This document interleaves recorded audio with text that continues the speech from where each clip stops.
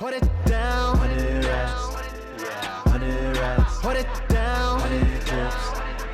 100 clips. Put it down. 100 reps. 100 reps. Put it down. 100 clips. 100 clips. Put it down. Finding myself, gaining my wealth, aiming in stealth, raising up hell. Our mothers is crying, our brothers is dying, are we even trying to... The three main components of the Earth are the lithosphere, solid land, atmosphere, gaseous layer, and hydrosphere, water bodies.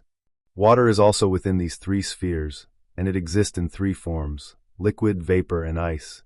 The human body is made of the same elements as earth and water, and has a physical trinity of flesh, liquid or plasma, and fire or electricity that must all be present for life. Is it not plausible that the body has its own God Trinity? The three gods within you are the mind, the heart, and the brain or subconscious conscious mind. These three gods all wield energy in powerful ways. Some might say the spirit instead of the brain, but in this narrative, I will explain how the spirit emerges from certain parts of the brain, just as the mind emerges from other constituents of the brain.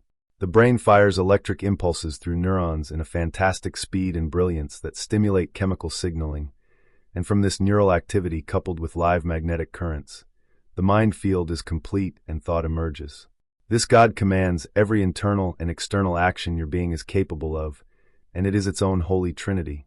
The mind, the brain, and the subconscious mind create thought, animated and autonomic life, and perception awareness. The mind is the only conduit to the spirit, which is only realized by the mental.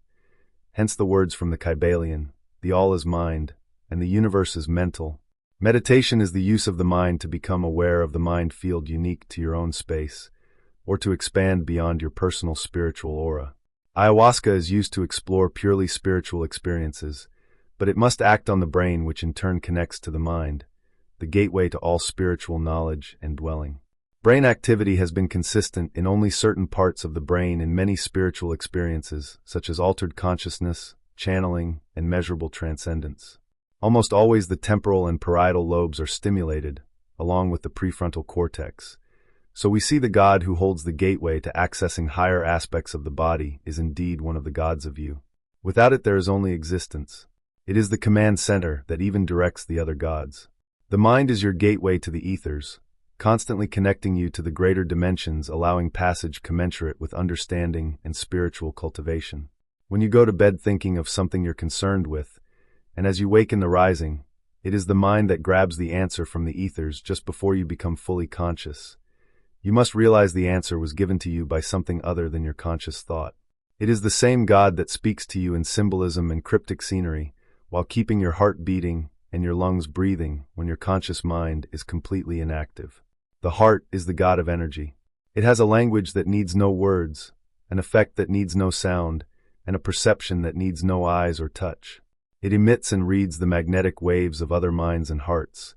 It reads the energy as it moves around or as it is in motion, which is why we call that energy in motion, emotion. The heart's electromagnetic field is so powerful it can easily be measured with tools like an electrocardiogram. This energy field is much stronger than the brain's electromagnetic field and can extend several feet outside the body.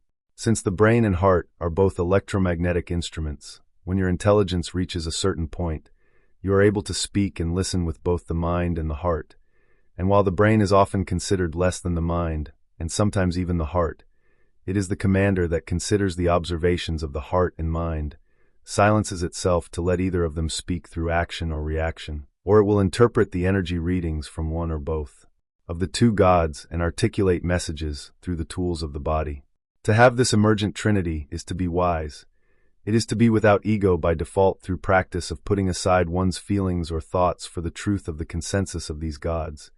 It is to be intelligent by the practice of unbiased analysis and demonstration of energy, observation, logic, and rationale.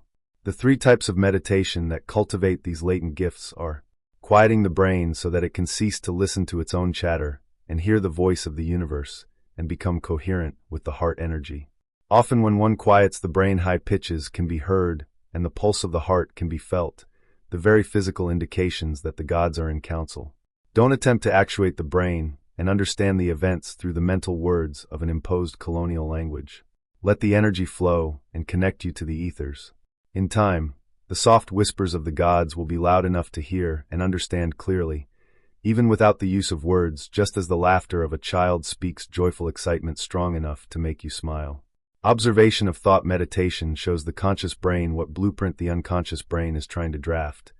It will give you more power to separate the two at their inceptions and distinguish the language of each, so that you know exactly who is speaking and when, because most of us have no idea when we are operating unconsciously or consciously. Finally, breathing meditations will bring you into the moment while supplying you with enriched oxygen that opens more cellular channels, bringing more sobriety to the moment. The hypersupply of oxygen will oxygenate all cells, including the blood that feeds the brain, making it more sensitive to the audible energies that emerge with mental silence. Learn about the gods within you and see to it they stay in council as much as possible, and let that trinity be apparent to the world as a testament to the mighty power of the all-knowing.